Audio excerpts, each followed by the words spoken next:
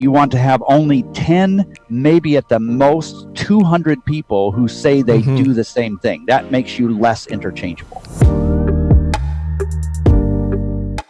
I think this is really important because we talk about the need for specialization, narrowing down and finding a niche. There's something intrinsic about creative people that goes against their core, their fiber. They resist with all their might. And a lot of people who think they have narrowed down actually are really far from it. So there's a graphic here, and I'd love for you to explain to our audience what this means. So most folks, particularly if they start young, are at that undifferentiated side, all the way over there. And what I ask them to do is to walk on this path from one side to the next. It takes courage, it takes focus.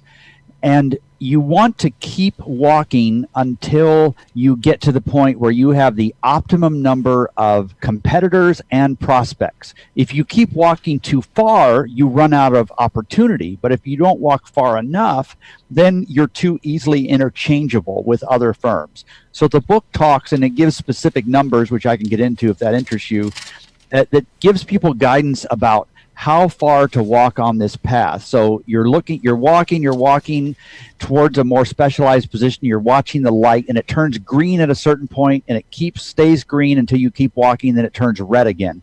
You want to be somewhere in that green zone defined by a certain number of prospects and a certain number of competitors as well. Right. Now, you write in the book there's some tests that you can perform to see if you're niche down enough. And I know a lot of people listening to this are going to think, yes, I'm really niche, and it's far from that. So can you share some of the tests to know if you're niche down enough? Yes. So one of those would be kind of part B of what we were just talking about.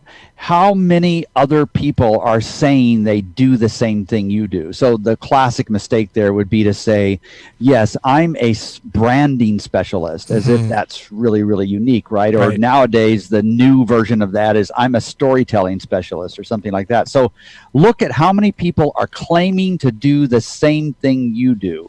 And the category is, so many of your listeners would be design firms, creatives. That's the category. But who do you do it for? That's what we're talking about. Thousands of people would say the same thing. Another way to think of it, this is a little bit silly, but picture there's 1,000 of you in a room, and I'm up front, and I'm at the point where I'm going to help people test their positioning. And I say, all right, Linda, stand up. Tell us what your positioning is. Linda stands up and tells us. And then I look around and say, all right, how many of you do that same thing? And almost everybody's going to raise their hand. That means it failed the test. Normally, you want to have only 10, maybe at the most 200 people who say they do the same thing. That makes you less interchangeable. So if Linda raised her hand and say, I'm a brand strategist or specialist, and everybody in the room raises their hand too, right? What does Linda need to do to kind of narrow that down to get to that under 200 sweet spot?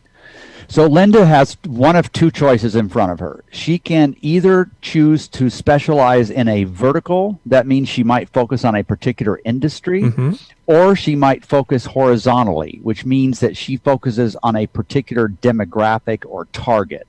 So she does brand work for challenger brands that are climbing quickly to the top, but they're not at the top.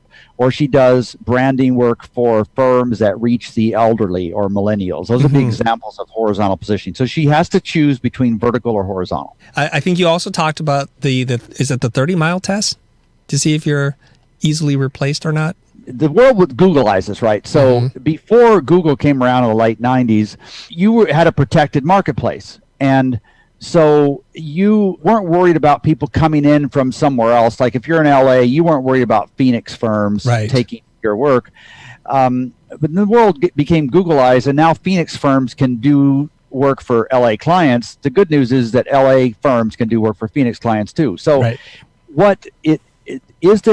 is there some element of travel? Because expertise usually means that somebody is a little bit afar or not as reachable. So somebody's going to travel in a professional relationship. Let's say that you have 20 clients Ideally, only 6 or 7 of those clients will be local, where you could get to them in person within an hour or so. Ideally, the rest of those clients would be a long ways away. That signal is that it's inconvenient to work with somebody that's a long ways away, but their expertise is so essential and irreplaceable that it's worth bridging this distance to do it. That's great, guys. Did you guys hear that? If somebody's willing to go out of their way to work with you, it's a good signal that you are specialized enough that somebody's willing to do that. So if you're only working with clients within a certain radius of yourself, you may start to think, am I specialized enough? Okay.